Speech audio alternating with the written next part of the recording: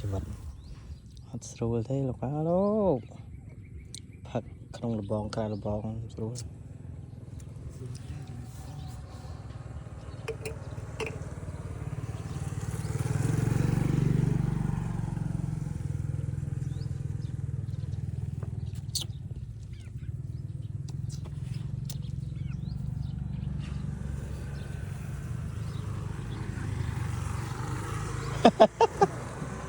បាទសំបីតែអ្នកជិះម៉ូតូកាត់ក៏គាត់អស់សំណាយបងប្អូនបាទ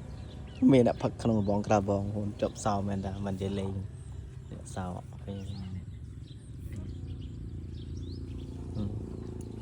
ដូចអ្នកទោសចឹងផឹកក្នុងរបងក្រៅរបងម៉ែខ្ញុំខ្លាចប្រពន្ធទេបងប្អូន